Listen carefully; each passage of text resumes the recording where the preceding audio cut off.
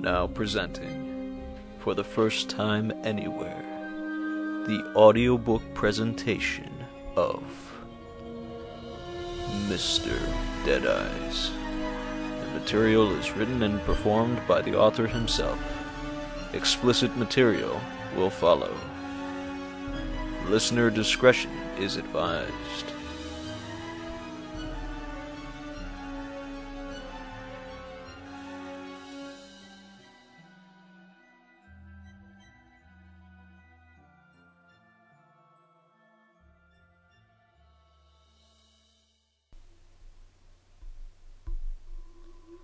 Prologue. Kenora, Canada, 2001. The sun was setting at the base of the woods, the endless woods from which nature howled. The gleam of the arc sent a luminous glow upon the shining glass doors. A shadow of a man in his late 40s stepped toward the window with a glass in his hand. He drank the orange juice. Licking his lips, his eyes gazed outward along the woods.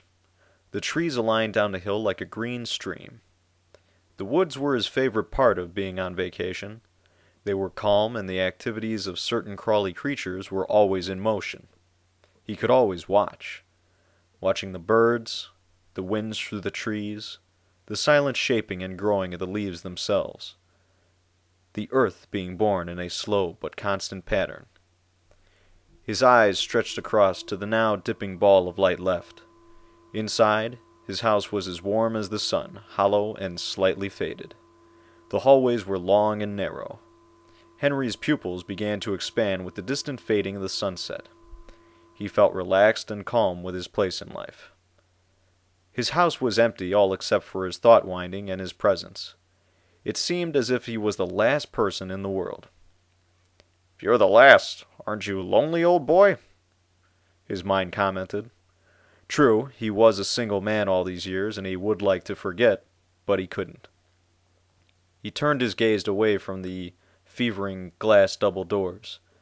His two tropical plants were at each corner of the double doors, wavering in their calm growth. The ceiling slanted upward at a triangular point, connecting to the skylight.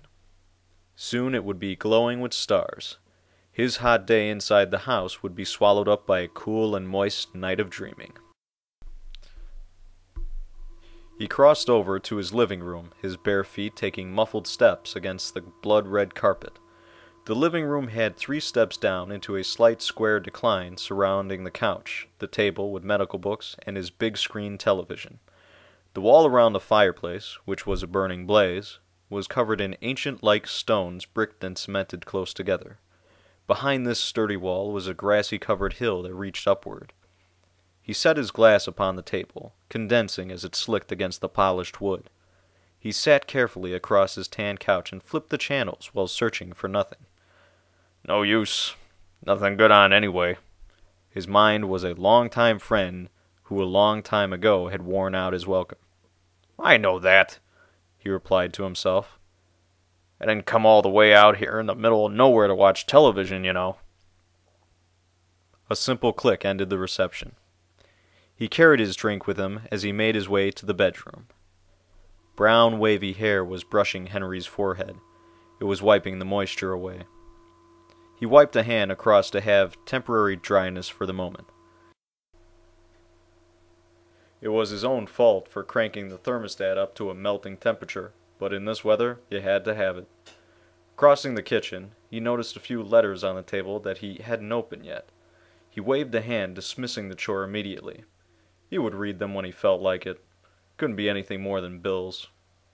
On his way, he closed all doors that were left ajar in his carelessness of wandering around. The closet, bathroom, and finally the bedroom. Inside the closet were some old clothes he wore for pride of his own wealth. Clean suits and shirts. His doctor's coat was among these, still with the stethoscope hung across the collar in the back of the closet. "Trying to forget about work, if I can," he grumbled as he closed the closet door. The sun shined no more. Only a blanket of orange was seen through the window of the bathroom. It painted the bathroom door with a cube-shaped window frame. The bathroom was a bit bigger than the closet. The blueness of the tiles against the wall gleamed a shiny smile. The white marble floor was always slippery when he just got done taking a shower. He would kill himself on a whimsical accident someday if he wasn't always so careful. The thought was a ridiculous one, dying amongst your own wealth by slipping on your own expensive floors. Another door closed, and only a few steps away to his goal. The walls were a peach color, but it had faded along with the darkness that was coming. He opened his bedroom door and walked in tiredly. His bedroom was darker than the entire household, echoing his loneliness as he closed the door behind him. The wallpaper was a black and gloomy purple. The carpeted green bedroom floor looked a sickly vomit color as he made his way to the enormous king-size bed. He wanted this kind of bed because it lessened his annoying tossing and turning habits, of which he had many. Not to mention it cradled his pudgy spare-tire belly through those long nights when bad dreams plagued him. His bed was his sanctuary. The red covers looked inviting and almost hypnotizing to his tired eyes. Under his enormous bed was a shoebox containing an instrument used only in emergencies. Setting down the glass, like the sun that set in front of his eyes, against the nightstand, he yawned painfully. He began to slip under the covers, pulling them up to his chin. He began to unwind from his day of research. He didn't bother to take his clothes off. It would only be a short nap. The warmth of his darkened house comforted his slowly slipping sleep. The whole house was covered in gray. It moved with the force of the skies, drooping a blackness of the woods. Night had come. The last man in the world was sleeping, unaware of things to come.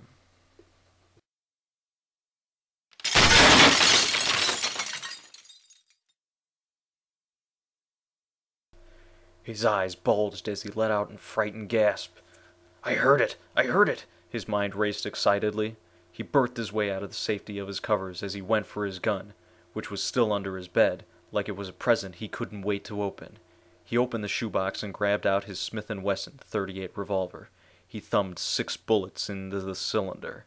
He had argued that the gun was for his protection, but he couldn't deny the excitement that built when he handled it. The thought that he could take another life sent a thrill down his spine. He kicked the shoebox under the bed, cautiously crawling like an animal defending its domain. He opened the door just a crack to see. Peering across the hall to the glass doors, which he couldn't see very well, he could hear a rapid crunching somewhere in the house. Pulse racing, he anchored his gun on his hip. The sweat was starting at the top of his forehead and led down in a stream. He didn't want to move, but knew that he had to if he wanted to get the drop on this guy. As he opened the door, as if it were in flames and scared to touch it, he noticed that this would be a lot easier if the heat wasn't an issue. His fault to begin with. His arm was seen exiting the bedroom door frame, aiming for an intruder. Making his way slowly, he moved to the glass doors that were at the end of the narrow hallway. His legs were spread through his steps, almost resembling a duck waddle. Only this duck would not have long to live. He knew it as soon as he woke up with a start. He knew that something awful was going to happen. The draft had surprised him as he found where it was coming from. The glass doors were shattered all over the living room rug. Light snow was drifting in. You would think a bullet charged its way in by the disarray of the glass sparkling moonlight across the floor. At this point, Henry knew that this night would end in an unpleasant way. "I know you're here," he said, holding his gun tighter in his grip. "Well, obviously, Sherlock." His mind was mocking him. "I know you're here," he repeated, making his way back down the hall. He whispered a pathetic, "somewhere," as he proceeded with caution. His curiosity was getting the best of him. He crept towards the closet doorknob with one arm outstretched, a flesh-toned claw shape, ready to grasp the knob and shoot the vandal. Standing still at the door, he debated on whether he should open it or not, and whether or not someone was in there. He coiled like a viper and summoned his strength. With a great shout, he lunged through the door. The door slammed against the wall so hard it made an indent. His gun was positioned straight and narrow. From what he saw, nothing was in there. Henry lowered the gun and stopped his heavy breathing. He took his right arm and wiped the sweat clean from his forehead. "Where the fuck are you?" he whispered. If there ever once was a high-strung moment, this was it. Henry knew someone was here. He could feel it. The bastard was close and he was here for something. Henry could feel eyes watching him. His face was beet red, and he could feel the choking heat of his anticipation. All of a sudden, as if making things worse for Henry, the bathroom door slammed behind him. He whipped around and fired without thinking. The bullets ripped through the wooden white door like water droplets through tissues. Henry, dazed from how fast he reacted, fell on his ass right against the wall. That gun had quite a kick to it. The once solid door was now painted with 3 brown-colored holes. The moonlight poured through, creating hypnotizing beams that made the hallway brighter. Light, blue beams, which barred the hallway, shining like slanted bars on a jail cell, framed Henry against the wall. Because of the door moving, he knew for certain that someone was there now. He tried to decide quickly what to do next. Most of all, he wanted to worry his enemy. He gave out a nervous chuckle and said, "I got you now, you fucking twerp." He kicked the door open and jumped in. The force of the kick sent the doorknob flying through the air, after making a divot in the wall, and then finally clanked on the marble floor. Almost immediately, the door was shut behind him at an alarming speed by an arm clothed in black. A person dressed in black jumped on Henry Stoley's back out of the tub. This unknown phantom all dressed in black knocked the gun out of Henry's weak hands.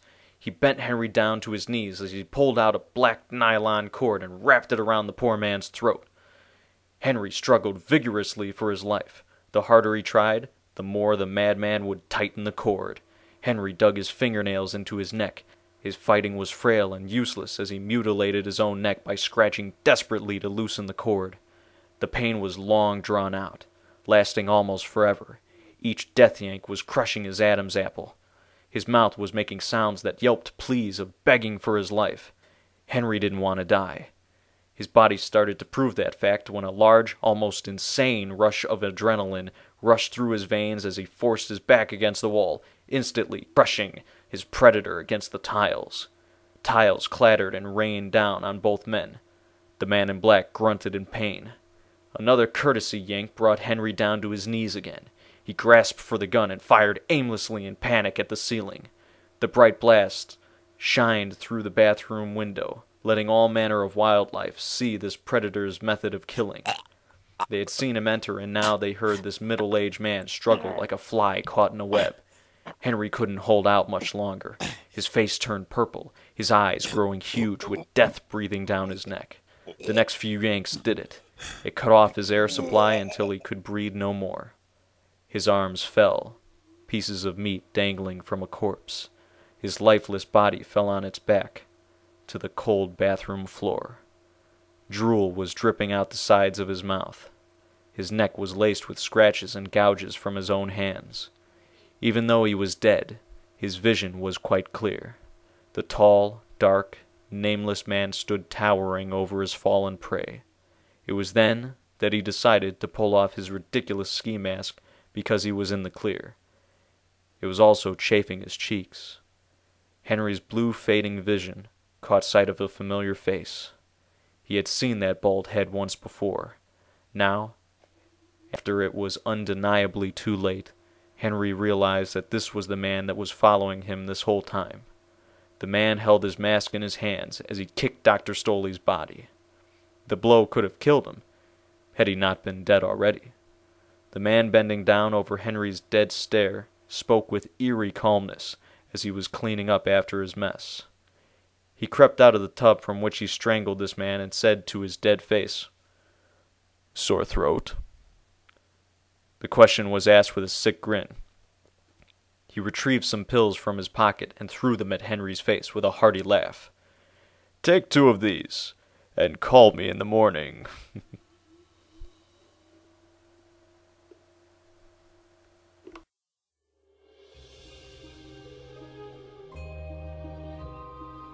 You've been listening to the audiobook presentation of Mr. Deadeyes. Come and join us next week for another chilling episode. And remember, the doctor will see you now.